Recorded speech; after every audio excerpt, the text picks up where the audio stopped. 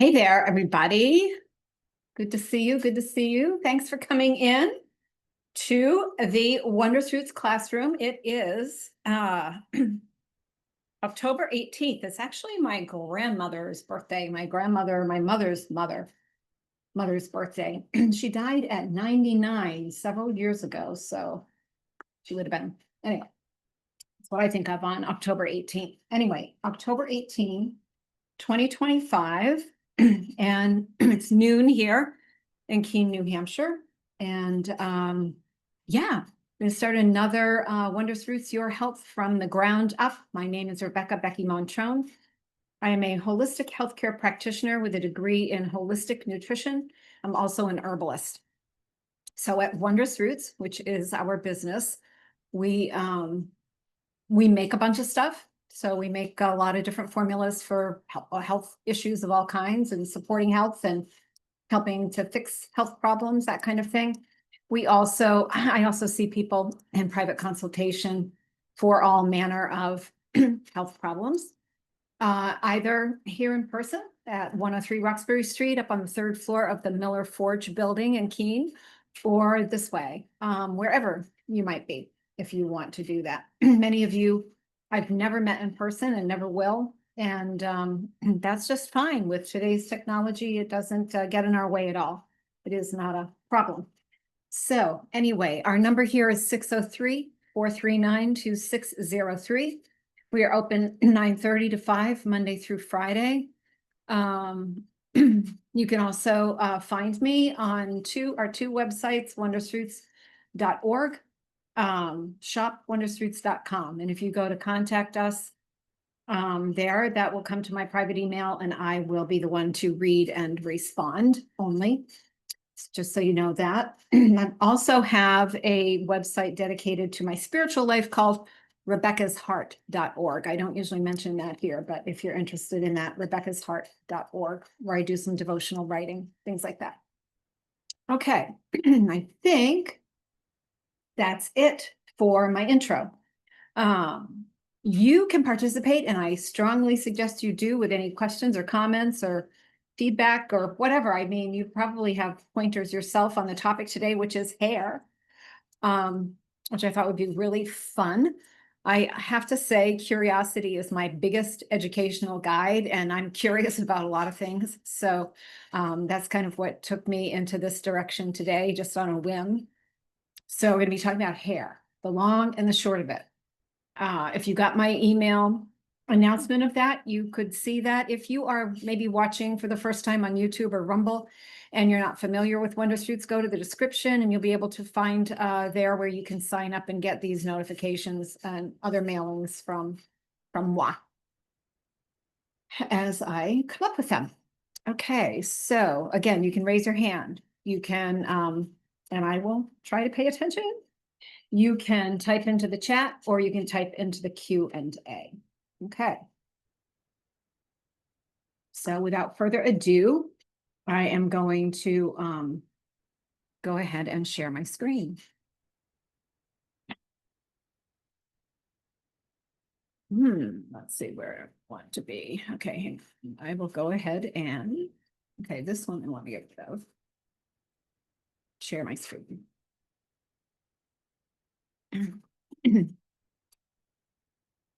Okay, I'm gonna get you guys over here and put my chat over here. Gives me plenty of room to still see what I'm doing and see what you're up to. Okay, all right. Myself here. All right, there we go. Okay, so you should be able to see that without any problem. It's got the green frame around it, so that tells me we're all set. So yeah, hair, the long and the short of it, from root to tip. Oops, just bear with me. Hang on. Okay, better. All right, hair, the long and the short of it, from root to tip, the science of hair health.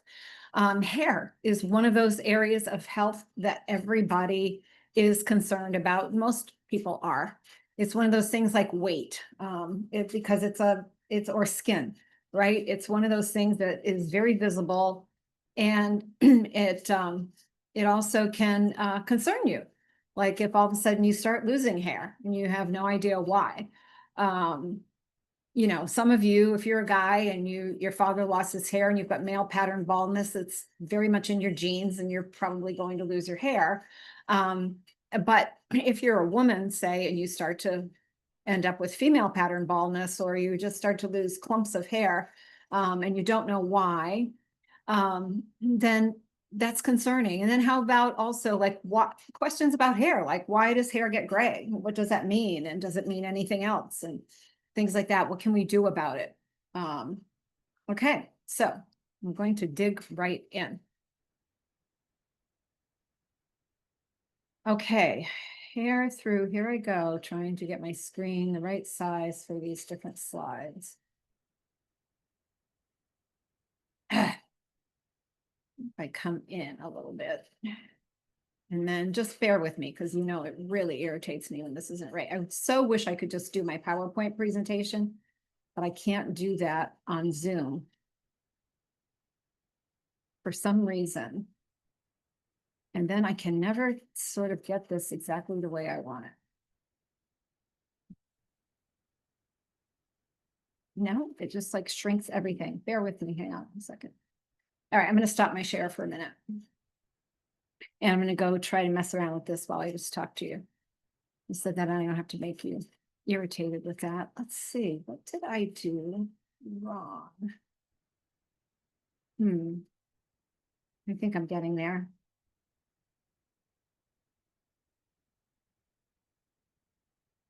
I think I'm getting there.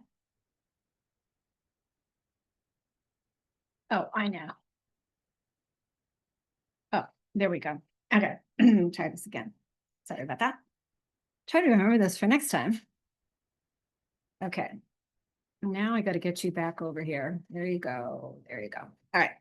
Hair through history, myth, and legend. Like, do you ever think about that? Like, what the heck is hair? Like, why do we have this stuff like growing out of our heads? Well, God made us that way, right? I mean, but it's just such an interesting kind of thing. It's kind of like the fabric of the body is how I think of it. It's like that the body's fabric. It's got like a fabric texture to it. And unless you're losing hair for some reason, it's not like something you can easily get rid of. Like you can't just pull it out of your head. And you don't want to do that, I'm sure. I don't. So anyway, let's look a little bit into our history of hair. Medusa, remember Medusa in Greek mythology, her hair, the writhing serpent. So she was a beautiful maiden. She had gorgeous hair, but then she was cursed by Athena, the goddess, and her hair transformed into snakes. Her gaze turned men to stone. That's a really interesting story. Anyway, the folklore takeaway there is that hair has been long seen as a vessel of energy and power, something to be revered, feared, or controlled. Samson, and one of the judges in the time of the Old Testament. So in the book of Judges, Samson's miraculous strength lay in his uncut hair, a sign of his covenant with God. When Delilah betrayed him and his hair was cut, his power vanished, only to return as his hair regrew. So symbolism there, hair as divine vitality and personal empowerment. Cut the hair, cut the life force, or so the ancients believed. Not true among the Hebrews, right? Because they kept their hair short. So Samson, that was a special arrangement between him and God. It's not doesn't happen that way as you grow your hair, guys. That you don't have to go to the gym, right? Just grow your hair. That's all you need. Guinevere, right? King Arthur's court. Let me do that. And that, yeah, I think I'm getting there. King Arthur's queen, often described as a golden-haired, embodied the ideal of medieval beauty and nobility. Yet her hair also became a metaphor for her allure, the golden thread that entangled hearts and kingdoms alike. hair as a shimmering boundary between purity and passion. And I was just looking up stuff last night as I was preparing this, and I saw that I never watched the movie First Night with Sean Connery, Julia Ormond as Guinevere, and Richard Gere as Sir Lancelot. So that's on my watch list for this weekend. I love all those actors, are all favorites of mine, so I'm going to enjoy that. Rapunzel, the tower and the tresses. Rapunzel, Rapunzel, let down your hair. Her impossibly long braid bridged separation and connection, a lifeline of love and liberation. Hair as both confinement and freedom, link between isolation and intimacy. Oh, wow. Maybe that's a stretch, right? I don't know. But the story of Rapunzel is familiar to most of us. So across the cultures, in many traditions, cutting hair marked new beginnings or mourning. People would cut their hair as a sign of grief and desolation, or maybe a new beginning. Like think, oh yeah, when Jo in Little Women, right? Well, she did it to sell her hair to get money for her father to come back from the war, but it was also kind of like this liberating thing for her. And she was just sort of no longer confined to that that Victorian way of life that was still prevailed in Concord, Massachusetts at the time. Okay, braids represented unity and connection. Loose hair, just letting your hair go free, signified freedom or sensuality. Shorn heads could also symbolize humility, purification, or spiritual rebirth. I've got a few photos here. So there we have a, yes, somebody getting liberated right there of her hair. And then we have the purple hair. You see a lot of that these days, especially in Keene, New Hampshire. And then hair shaving ceremonies as part of, like, this is part of a Buddhist ritual. So you can see hair being, and then braiding the hair. This is like really gorgeous if you look up in here. And anyway, hair is quite interesting and remarkable. I think you'll agree. So what is hair? Anyway, like I said, it's like sort of like the fabric of our bodies, but it is composed mostly of keratin, which is a tough protein like our hair and our skin. So the cool thing is that things that we can use to strengthen our hair or our skin or our nails, they work on all of them at the same time, which is really cool. Each strand is anchored in a follicle within the scalp. So here's the follicle, the hair bulb in the follicle. This part is the follicle. Where the heck is that? Yeah.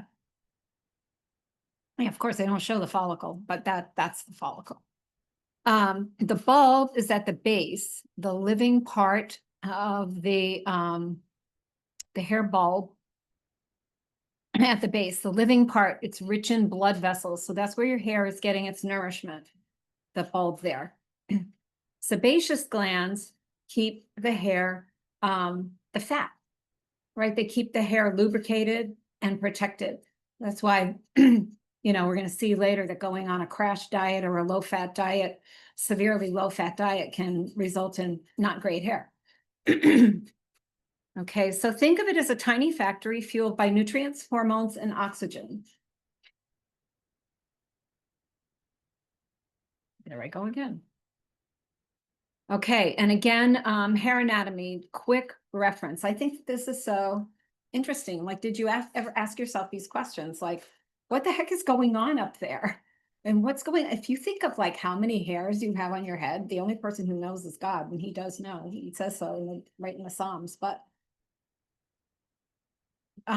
you have so many of them, and this is all going on in each strand of hair. This is all what's going on below the surface. It's crazy. So you have the epidermis, which is like the outer skin layer protecting and anchoring the follicle. Then you have the infundibulum of the sebaceous gland, which is right here. The upper follicle segment where oil glands empty the sebum, which is the stuff that keeps your hair lubricated.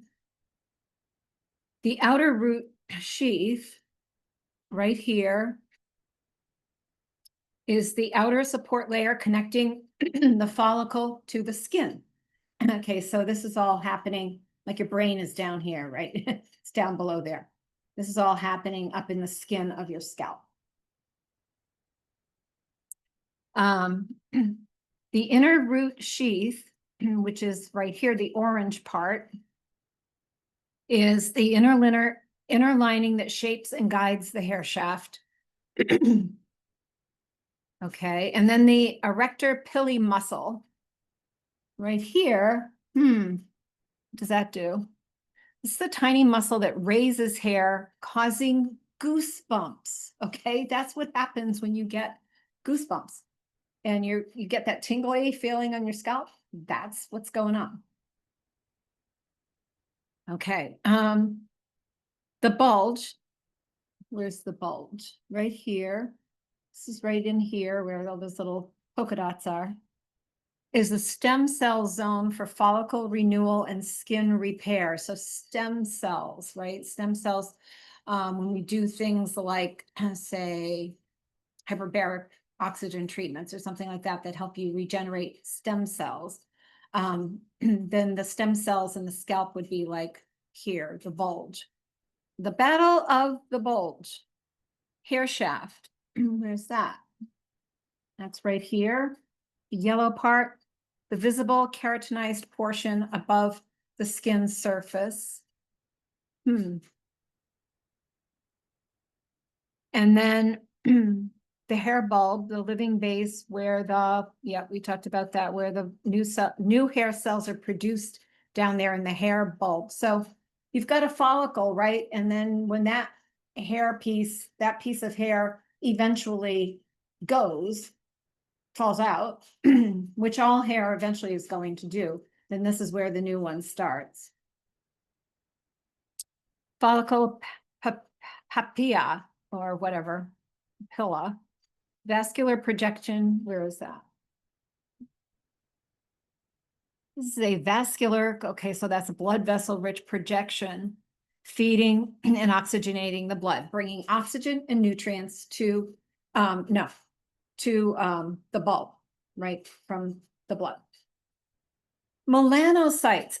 These are the, melanocytes are what give the hair its color. And we're going to see more about the two different forms of melanin in the hair, involved with hair, and how that determines what color hair you have. I bet you can hardly wait. You're sitting on the edge of your seat. The fibrous tract is the connective sheath and anchoring the follicle in the dermis. And the dermis is the deep skin layer supplying blood vessels, blood, nerves, and support. So this is up towards the top of your scalp. This is down lower. But again, still, there's not, you don't have, your skin isn't that thick on your scalp, right? So there's a lot taking place in that little short space. I'm a poet and I know it. Okay. Now, this really fascinated me. Look at this. Okay.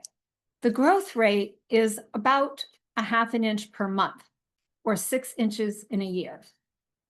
It follows a 3-phase cycle. Okay. You have the anagen cycle. This goes on for, believe it or not, 2 to 7 years with each strand of hair. 2 to 7 years of growth. And then you go to the catagen phase. The catagen transition lasts just a few weeks. And then the telogen is the resting and shedding. So once it comes, this is the longest phase. Then we get to the catagen, which is very short. And then we get to a shedding phase, the telogen phase, which then takes about 3 months. So then you return to anagen with new cells and early anagen, new hair, and old club hair falls out. Old club hair. I don't know what that means. It looks like a style from somebody at a disco or something. But anyway, old club hair falls out. And you get the new hair. Now, each follicle grows on its own independent timer. So it's not the same for each strand of hair.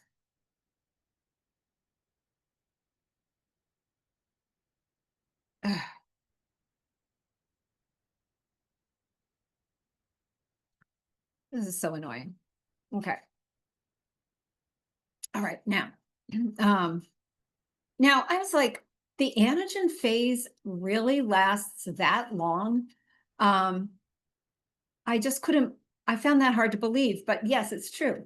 It's one of the most fascinating aspects of hair biology. The anagen phase, the growth phase, truly does last anywhere from 2 to 7 years for most scalp hair. And that huge range explains why some people can grow their hair down to their waist, while others can't get it past their shoulders, no matter how patient they are. Now, I have to tell you, I have a friend and she has the most amazing hair. And a few years back, she cut it. She had it cut really short, but it was like down to her waist. And she had it cut really short. And I swear it wasn't a year, maybe 2 years later, it was back down to her waist. I'm like, what? I mean, this is, I've never had that much hair in my life, probably, like, even with all the haircuts I've had. So that just goes to show you whatever's going on with her anagen phase is really much more remarkable than what's going on with mine. A few key points. Each follicle has its own genetic timer determining how long it stays in anagen.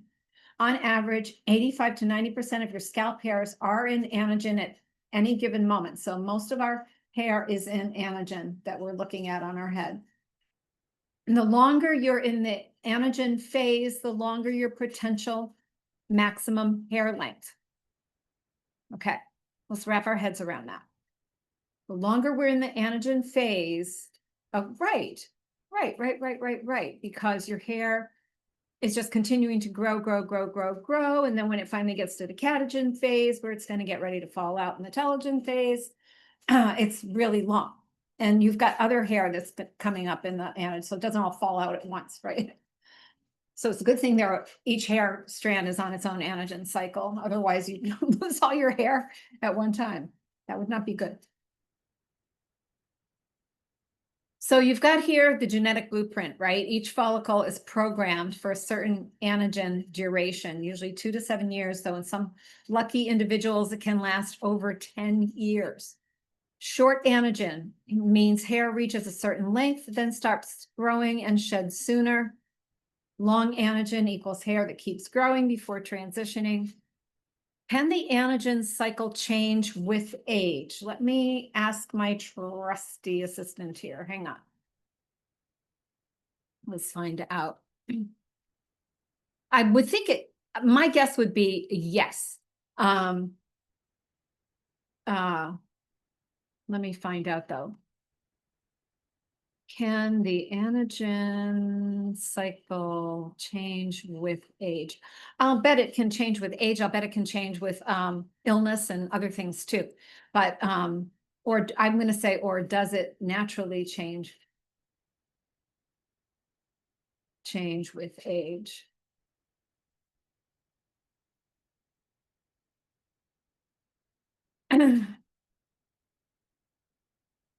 Yes, the anagen cycle does naturally change with age. Here's the short and clear answer. Yes, when you're young, the anagen phase can last 3 to 7 years, sometimes even longer, allowing hair to grow long and thick.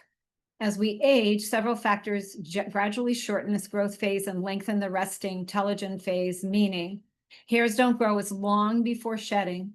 The total number of active follicles decreases hair strands become finer and less pigmented. The natural shift is influenced by hormonal changes. Okay, so especially we're going to talk about that too. Reduced estrogen, DHEA, and growth hormone. Nutrient deficiencies that sometimes come with age. Iron, that's why it's really important to pay attention. Iron, zinc, biotin, amino acids. Reduced scalp circulation and mitochondrial energy, and accumulated oxidative stress on follicle stem cells. So, yeah. So anyway, we can actually make a difference there, but it goes to show that just like everything else as we age, we need to pay extra attention and make sure that we're getting nutrients and hormones and things like that that go missing. What about, good question.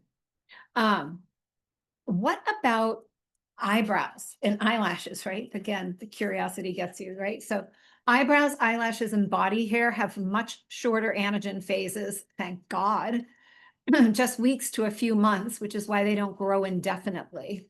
Can you imagine like cutting your eyebrows my eyebrows are in my bangs. Nutrition, hormones, especially thyroid and androgens, can and overall health can influence how long each follicle stays in that phase, kind of getting to the answer to that question. After anagen, the follicle shifts to catagen, a brief transition lasting just a few weeks, then telogen, a 2 to 3 month resting phase before shedding and regrowth. So yeah, that's 2 to 7 years is the real deal. It's what makes hair both predictable and personal. So what do you want? If your goal is longer, thicker hair, the ideal scenario is to, and I think for everybody, it is longer, thicker hair, right? I mean, maybe you don't want it longer. Maybe you want to keep it short, but you'd like it to be healthy. So you might need more frequent haircuts, but healthy hair growth is something to be, sought after, I would think, when it comes to health. Extend the length of the anagen phase, keep the follicles awake longer, shorten the telogen, the rest and shedding phase, optimize the growth rate, usually about a ½ inch per month, but can increase slightly with excellent nutrition and circulation.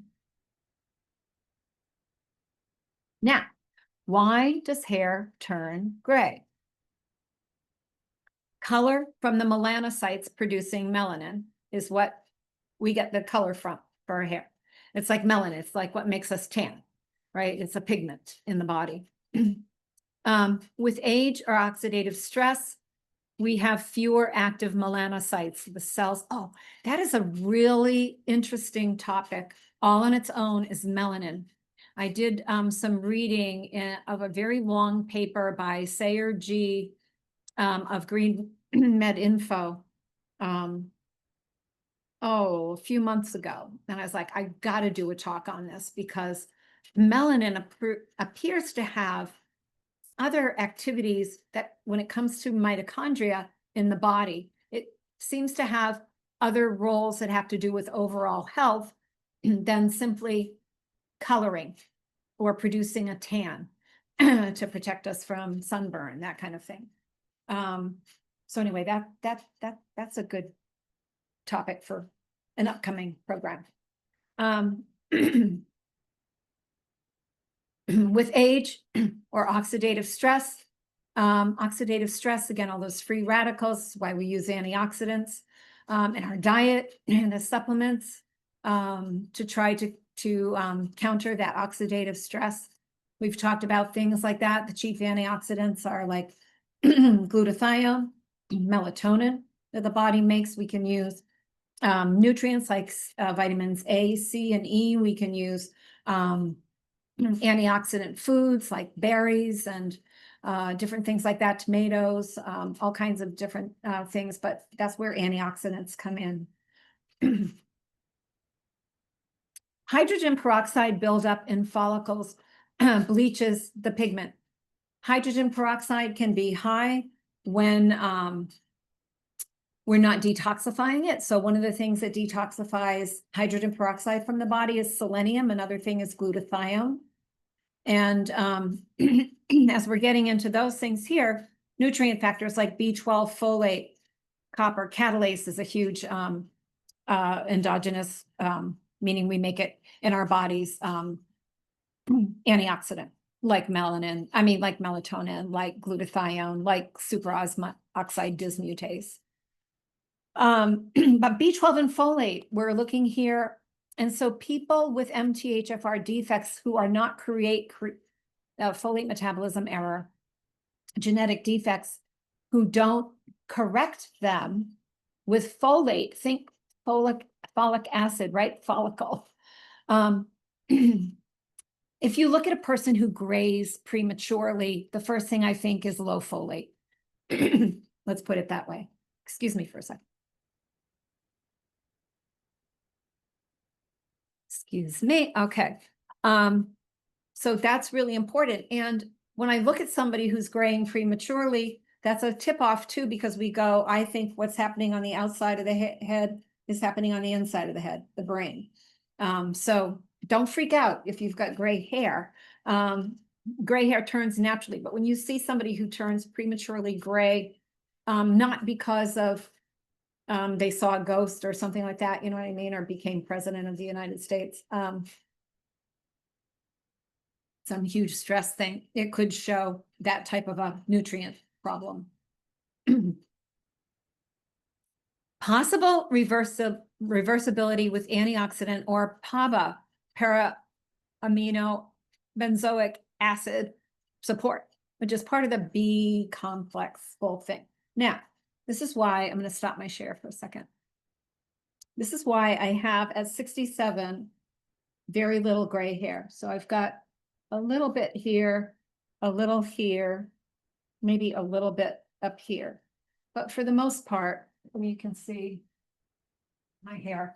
I have like very little gray for a 67-year-old. And I credit the GH3 formula, the Geravital GH3 formula with that success. And that's because of the PABA, the procaine hydrochloride formula. Oh, and I want to tell you all about that too, because many of you have asked me why you can't find it on my website any longer. And I'll take a second just to explain that. So Robert from the company in England that I used to get this from, England came out with a, whoops, chat and participants. Okay. England came out with some sort of a law that you could no longer import procaine hydrochloride into their country. I have no idea why. I mean, it's perfectly harmless. So Robert was trying to move his company to Italy, and then he finally just fell off the radar. So I am assuming that didn't work out. So then there's one company making GH3 in the United States that I know of, that's actually the real GH3 formula. And that's a website called realgh.com. And this is a wonderful man by the name of Roger Schless. And he's excellent. He's got a product that I've been buying for myself. I'm not stocking it yet because he ran into the same problem with his manufacturing company not being able to get procaine to make it. You know, we didn't know if it was ever going to be available again. He has found another company to make it. And one of my clients, who I think is with us today, just ordered 12 bottles from him. He was for a while limiting it to 6 because he didn't want to run out. So he was hoping end of this month he would have that back up and running again. So yeah, and I do have MTHFR, Katie. So yeah, it just goes to show that's epigenetics. If you know what your genes aren't doing for you, go in and do it another way. It involves nutrients of the right kind and the right type and the right amount for the individual. So I will say my mother, who had MTHFR, obviously, in hindsight, we know that because I do, and because she had the Alzheimer's at 49, she grayed early. So back in that day, we knew nothing about that. This is like 1979. We knew nothing about MTHFR then. I'm so blessed to have been a next generation. But yeah, And Katie's saying she got her first gray streak at 29. However, what's really interesting is with the procaine hydrochloride formula, the GH3 formula, people's hair grows back in normal color. So it's almost like you can reverse that, which is really quite remarkable. So anyway, once I get up and running again with Roger's company, I'll be buying wholesale from him, GH3, and selling it again. Just go to him, realgh.com. And I'll put that in my newsletter, at my email later, announcing that the video is up for this so that you guys can find it. It's a really good product. I really like it.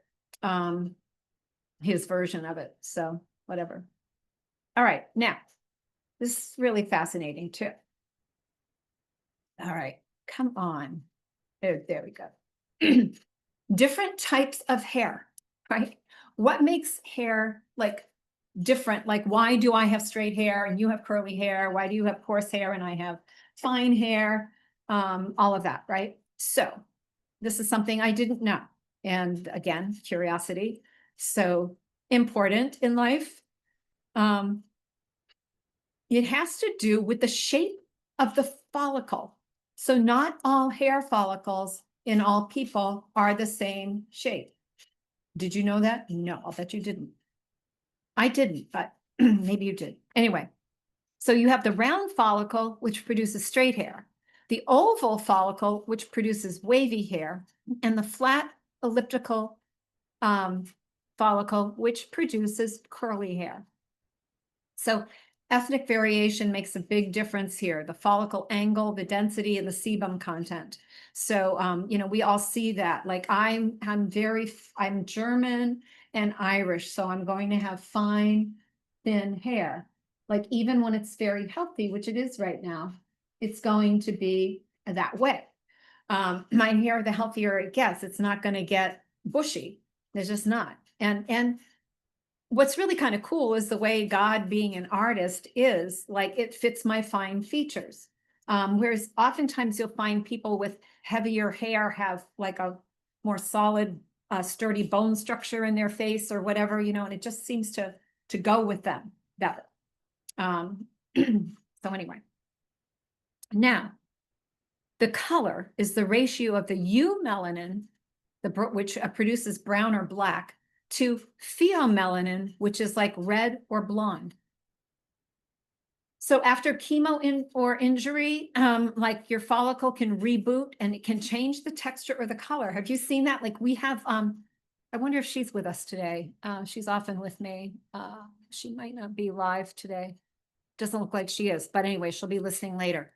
But Jeannie, when you watch this, had an aneurysm burst, like over about a year and a half ago now, or at least a year. I mean, she's back in the saddle. I can't believe it. She's a walking miracle, but she was always complaining about her hair being thin, falling out. She would come in, my hair, my hair, my hair. Her head had to be shaved because she had this, you know, surgery on her skull and all this kind of stuff. So of course, you know, she had to have her head completely shaved. She's got a really good head of hair now. So one of the, I guess you could say, you know, sort of a side Benny of having an aneurysm burst, probably don't recommend that as a way to get good hair. Just shave your head if you want to try it. Forget the aneurysm, right? Just shave your head. But I don't know. I don't want to do that myself. But we've all seen that. People go, they have chemo, they lose their hair. It grows back in. It was never curly. Now it's curly. It was never this color. Now it's this color. So it's really kind of cool. Oh.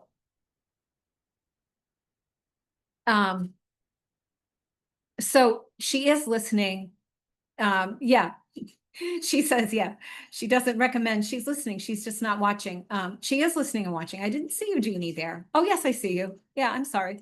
I missed you. She did. Yeah, she says definitely not the answer. Yeah, we don't recommend aneurysm for getting a full head of hair, but I'm sure you got a good laugh out of that, Jeannie. All right, so now follicle shape and hair characteristics. So we've got all these different, hair types.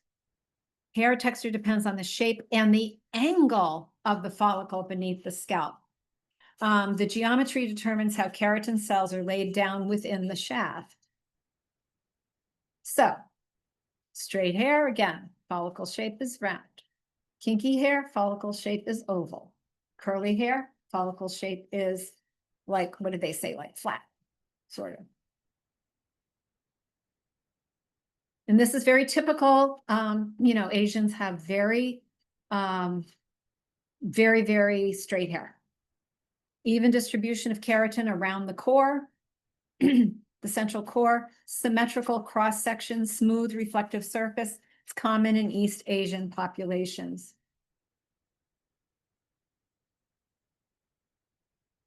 Oval follicles, wavy hair. So yeah, wavy hair. Slight asymmetry creates gentle bends as the hair grows. Intermediate cross-section, moderate shine in body. So with wavy hair, with what do we want to say, with coarser frizzy hair, you have more, it's more coarse. Whereas wavy hair tends to have more shine to it. Straight hair tends to be the shiniest of all. Elliptical or flat follicles, curly to kinky hair. Uneven keratin deposition. The shaft twists on its axis. Curves as it exits the scalp at an oblique angle. Naturally drier due to sebum's harder path along the curves. So those are people who tend to, do more like get a hot oil treatment or something like that. Okay, so again, other influences, follicle angle, more acute to the scalp, more curl, cortical cell pattern, uneven cell size distribution amplifies wave or coil, genetics and ethnicity, largely determine follicle morphology. The hormones and age can subtly alter texture over time, getting back to Katie's question there earlier. In short, shape below the surface shapes everything above it, texture, shine, and even how easily hair holds moisture. Hair color, what determines your hue? The palette within the follicle. Hair color is created by two main pigments, the eumelanin, brown to black tones, the melanocytes in the bulb of the follicle, and then the pheomelanin, which is red to yellow tones. The ratio, density, and distribution of these pigments determine every natural hair shade imaginable. Blonde hair, there we go. Low overall melanin content, mostly pheomelanin, very little eumelanin. Reflects more light and appears golden. Brown hair is a balanced blend of both melanin types. It's the most common global hair color. Certainly have that, brown hair. Black hair, high eumelanin concentration, thick, densely pigmented shafts. Thick, densely pigmented shafts absorb more light. They don't reflect the light, they absorb it.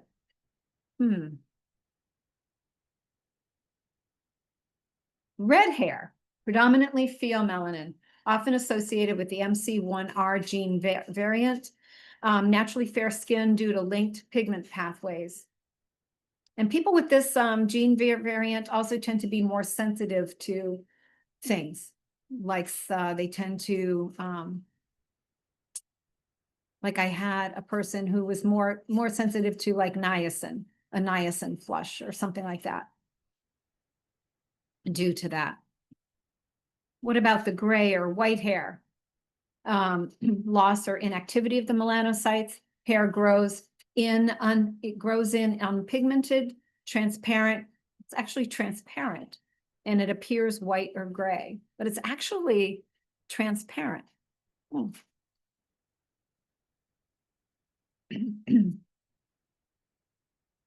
Other factors, Genetics, primary determinant, age, melanocyte decline, again with age, fading color, copper, B12, catalase levels, hydrogen peroxide. So your hair is painted strand by tiny pigment artists in each follicle, and their color mix changes with age, health, and heritage.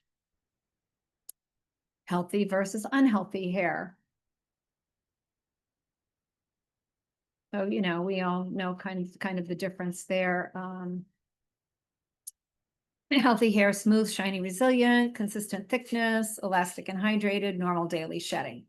Normal daily shedding, it doesn't come out in clumps in your hairbrush, right? Or you don't see like scads around your shower drain. Dry, brittle, and dull when it's unhealthy, thinning or uneven, breaks easily, excessive loss or scalp irritation. And then there are some typical hair problems that can plague people. Male pattern baldness, dehydrotestosterone shrinks follicles as your free testosterone is being converted to DHT, and this can happen in women too, but that's classically what's going on with male pattern baldness. It shrinks the follicles in the hair, doesn't continue to grow. Alopecia areata is a autoimmune attack on follicles. Susan says, I know someone that sells lovely shampoo and conditioner. We do. We have a great product that we just we import and rebottle. In fact, I just got a brand new bucket of conditioner, by the way, Dale, that needs to be bottled. And also we need to bottle more of our shampoo. I love it. I'm very surprised that I love it that much. But it is really lovely. You can look at if you're looking for that on our website. I do say that it's out of stock right now because it has been for a couple of weeks, but it's about to be back. I ran out of conditioner and I just got my new shipment Friday. Male pattern baldness and female pattern baldness.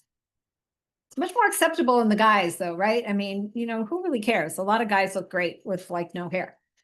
Most guys will, but not so for women because it's just not.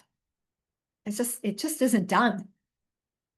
Alopecia areata, you get these like bald spots. These are like autoimmune type things. So male pattern baldness, again, triggered by DHT, a potent form of testosterone. DHT binds to the receptors in the scalp follicles, causes them to get smaller, and you end up with a shorter anagen phase, finer, weaker hairs.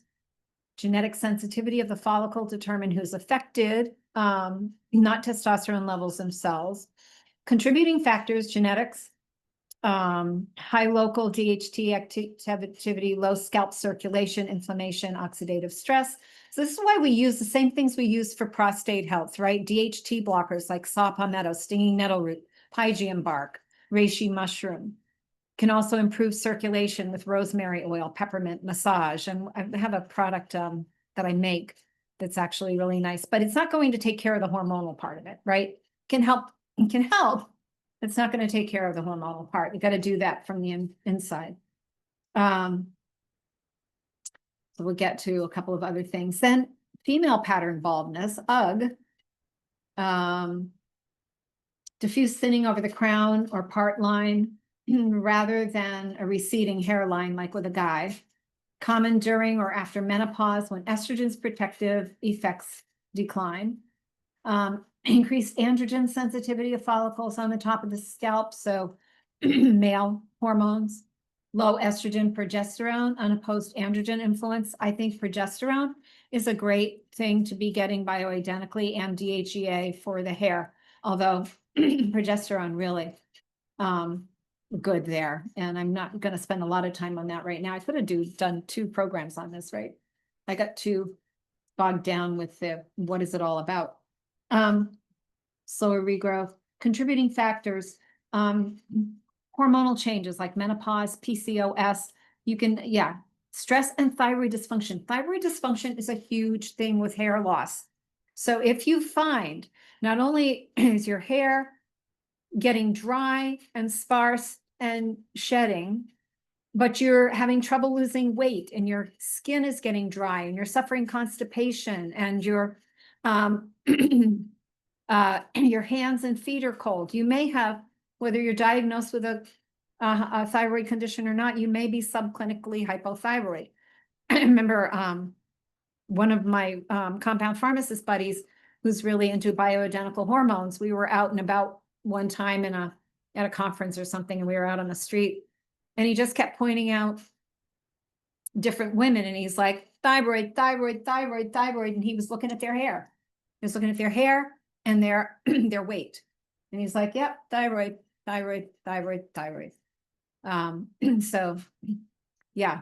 So what do we use for thyroid to boost thyroid? Iodine, selenium, maybe some other things too. But if you have those other things and you don't understand why your hair is falling out, that's the first thing you look at and stop and consider would be thyroid, in my opinion. If those, in that type of a situation, not necessarily female pattern baldness, would not necessarily be that. Alopecia areata, where a person, areata, or however you say that, where a person is actually losing like in clumps. The immune system is attacking the hair follicles, causing sudden, well-defined bald patches. The follicles enter an immune-privileged collapse. Inflammation halts the growth, often triggered by stress, infection, or systemic inflammation. So I tend to use with that, I would use like Moducare, glutathione, palmitoyl ethanolamide, everything that I use for autoimmune illness, wherever it's wreaking havoc. It would be the same kind of thing. You get the balance of the Th1, Th2, Th17 parts of the immune system, and you shut off the inflammation. So that would be a root approach there. And then this telogen effluvium. That's so fun to say, telogen effluvium. This is like your hair falls out because you were sick, right? A lot of people found this happen after COVID, that they lost a lot of hair several months after having COVID. Sometimes, especially viral infections, childbirth, or your hormonal changes after you give birth. Those tend to come back, within time. Yeah, I would say, eventually, always, but anyway. Major surgery, a crashing diet, or intense stress. So mechanism, a sudden systemic shock pauses growth across large follicle groups. So usually reversible once the underlying cause resolves. Supportive approaches, correct underlying triggers, thyroid again, iron, protein intake, support regrowth with things like MSM, right? MSM, I know Kathy, when Kathy's here, is Kathy with me today? She might be getting her I think she's in her acupuncture session on Saturdays at this time. Kathy, who had the stroke last October, a year ago.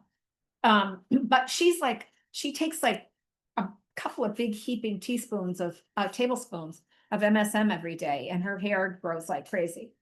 Again, organic sulfur, we get glucosamine chondroitin from that. Also really good for the skin, hair, and nails, as is biotin. Silica, sea buckthorn, collagen, things that are precursors of collagen. So Lirong would be good for that. I have a really cool supplement I love, which I swear is why my hair is growing so beautifully right now, and fast. And I had a client in yesterday, and she has not been able to, she's in her 50s. She's had trouble growing her hair her whole life long. And her hairstylist is like, I can't believe your hair, how fast your hair is growing. So I'm going to tell you about that supplement in a second. Gentle scalp massage, blah, blah, blah, blah, blah. Again, hormonal shifts, polycystic ovarian syndrome, and the postpartum period. Those can definitely affect polycystic ovarian syndrome. You have elevated male hormone, right? Especially DHT can shrink scalp follicles like it does in male pattern baldness. Simultaneously increases your facial hair and body hair. So it's like really frustrating. Insulin resistance and inflammation exacerbate hormonal imbalance. Balanced blood sugar. Yeah. So go to my PCOS page, guys, on wondrous.org. Go to PCOS. I talk all about how to do that. And you get that balanced, and all of this resolves. Postpartum hair loss, again, it's that telogen effluvium. After birth, your estrogen levels and your progesterone levels just go to plummet after you give birth. So you can really lose hair after that. It will come back. I always recommend to people, and I've got a scientific article on it. Once your milk has come in, right? Because if you supplement progesterone as soon as you give birth, it will stop your milk fully coming in. But once you're like a few weeks out, right, start using bioidentical progesterone, and that will help with your hair too. And postpartum depression, other stuff you don't want that comes postpartum. So hair health, from thinning to thriving, nourish, balance, and grow. Eating for healthy hair. Make sure to include protein, right? Hair is 95% keratin. Include eggs, fish, grass-fed beef, lentils, nuts, seeds. Sulfur sources, I was talking about MSM and sulfur, garlic, onions, cruciferous vegetables, building blocks for keratin and collagen. Iron and zinc, vital for follicle and repair. Oxygenation and repair. Red meat, pumpkin seeds, spinach. Don't overdo iron supplementation if you're not a menstruating woman and you know you're not, and you're not anemic. You don't want to go nuts on iron, but eating iron-rich foods is fun. B vitamins, biotin, niacin, B6, B12 for energy metabolism within the follicle. Omega-3 fats, salmon, sardines, flax seeds, walnuts, soothes inflammation, adds shine. Vitamin C, citrus, peppers, berries, enhances collagen synthesis and iron absorption. Vitamins A and D, cod liver oil, right, for scalp health and follicle differentiation. Hydration and minerals, water, sea salt, magnesium-rich greens to maintain scalp microcirculation. It starts in the bloodstream long before your healthy hair starts in the bloodstream. And that bloodstream needs to be rich with the nutrients, carrying it to down at the base there where I showed you in that diagram where all those nutrients are taken up into the by the blood vessel rich terrain. Dietary habits that can sabotage hair health. They're the exact same dietary habits that sabotage overall health. So again, ultra processed and sugary foods, won't spend too much time on these. It can affect your hormones, and also weakening collagen. Excess alcohol depletes your B vitamins, zinc, and magnesium, impairs liver detoxification of hormones and oxidative byproducts. Low protein or crash diet. So low protein, low fat, I would say, not a good idea. Rapid weight loss plans often trigger telogen effluvium. Now, I changed my diet hugely after doing the webinar, Stop Eating Crap. And so I got rid of any sources of added sugar to my diet, which I didn't think were very much to begin with. But I've lost a good 20 pounds. But my hair has been growing like crazy and it's nice and healthy. So it's not, losing weight isn't what causes your hair. It's getting rid of diets and going on, omitting these wonderful foods that fuel your hair health. Highly refined fats and fried foods, trans fats, and repeatedly heated oils, like from the fryolator where you picked up your French fries, increase inflammation and reduce circulation to the scalp. Replace with omega-3 rich sources, salmon, flax, walnuts. Excess caffeine, right? So, your moderate coffee, tea, whatever. But if you're going for those energy drinks and you're getting an awful lot of caffeine, you get nutrient loss with that.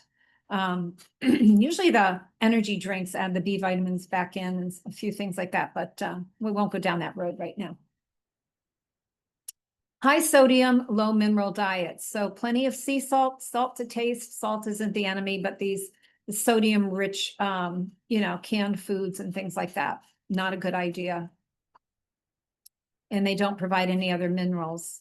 Some people have food sensitivities and inflammatory triggers that can, if you have those could affect your hair as well.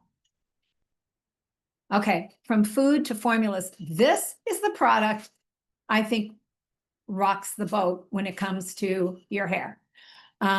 This hair complex by Silver Fern brand. I've been taking it for several months. This is the one that I told you my client yesterday was saying her hairdresser is like, you've never been able to grow hair and your hair is growing so fast. Mine's growing fast. Like if I just look at my videos of over the months, like my hair has grown really fast. Like my bangs are, down to my tip of my nose. So yeah, and my hairdresser says the same thing. So anyway, this product is really cool. I'm just going to go to it. I'm sorry, I'm over time a little bit, but I just want to show you this. If you go there, and I'll put these products in my email that announces that the video is up, so you can click on them and see them. It is really unique in the things. Remember, I've talked about sea buckthorn berry oil for for skin and dryness and all that kind of stuff. This is a really cool supplement, and it works. It just works. So anyway, the bamboo extract is a really unique source of silica, and it's a certain form of keratin that they're using. So anyway, you can see that. And then I put this actually on my hair this morning while I was working on this program. So I make this herbal oil treatment for alopecia or simply gorgeous hair. It has in it, so I use castor oil. Fractionated castor oil is great for hair growth. Fractionated coconut oil, which is very excellent for the skin. Grapeseed oil, which is very antioxidant. And then I add these essential oils. Sweet basil stimulates circulation, calms inflammation. Cypress boosts blood flow and tones the scalp. Cedarwood balances sebum production and supports follicle health. Lemon detoxifies buildup and refreshes scalp environment. Rosemary promotes growth and helps block DHT. Patchouli soothes irritation and encourages tissue repair. Tea tree combats microbial imbalance and dandruff. And mandarin adds antioxidant protection and gentle. It smells great. You put it on, it makes your hair as greasy as can be. But what do you care? Like on a Saturday morning when I'm doing that, I've got a few hours of time before I'm going to wash my hair. That's really when you want to do it. You can do it on and leave it overnight as well. If you have alopecia or you have a real hair loss problem, telogen, effluvium, or whatever, use it nightly. If you just want to use it to stimulate, your scalp and nourish your scalp and do all of that, you can use it a few times a week or whatever, however you want to do that. But that's a really nice product, and it does smell so nice. And then this is an herbal formula that I have that is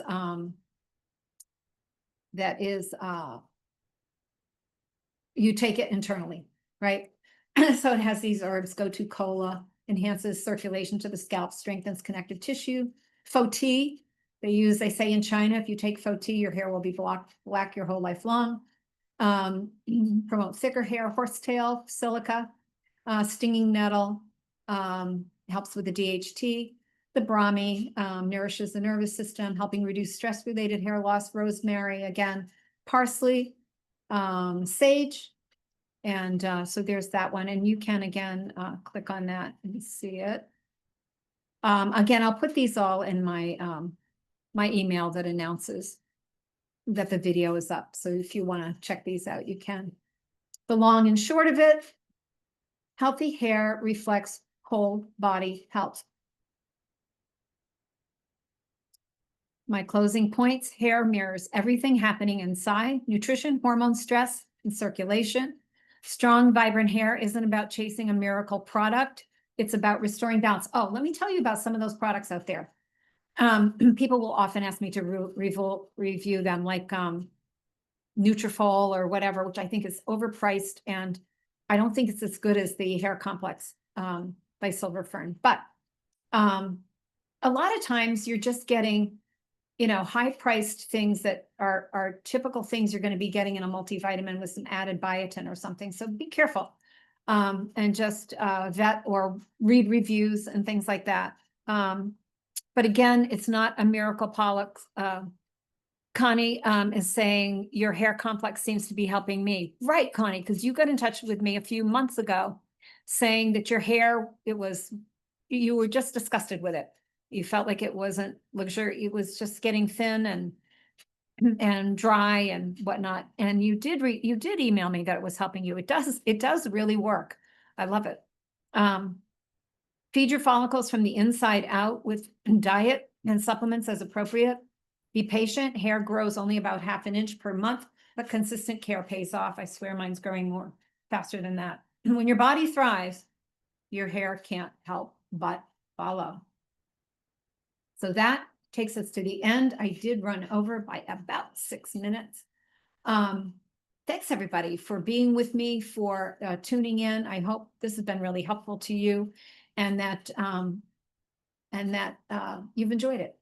So anyway, again, I'll be back next week. What did I say I might talk about?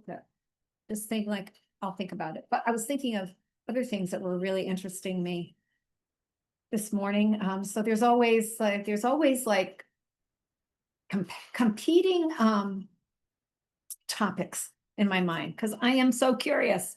So I'm glad you are too, and you're tuning in. Thank you, everybody, and enjoy the weekend. We've got Pumpkin Festival going on here in Keene, New Hampshire, and it's really beautiful out there. So, Jeannie, I thought I told you about the hair complex, but she said she's going to try it too. So yeah, I do recommend it. I'm not one. Oh, we have a couple of other things too. I have a, let me share my screen really quickly. Hang on. Share. I'm going to go here to Shop Wondrous Roots.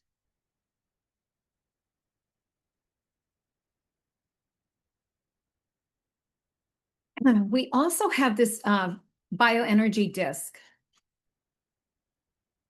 and this people say works well too. So this is one of those alpha biocentric bioenergy discs that I've talked about. I've had Dan Flazer on a few times. This patch is long-term therapy designed to assist in the growth and restoration of hair. It contains frequencies associated with nutritional factors to mimic the vasodilating effects of minoxidil, which is that drug they use to help with the follicular size, oxygen, blood. And people have had good feedback on that. So I think I will, Jeannie's like, I forget things, right? I had a brain aneurysm, like I don't remember everything. I get that, Jeannie. Anyway, what do I want to say? I'll put those other things on my email as well, like that disc and some other things for the hair that I didn't put, like MSM or whatever. So you can check those things out. But yeah, so stop my share. Whoops. Share. Stop share. I had already stopped my share. Okay, so I'm going to let you go. Enjoy the weekend, whatever you're doing, and I will see you back. Thank you so much, Katie. Everybody have a great weekend. Take care. Bye.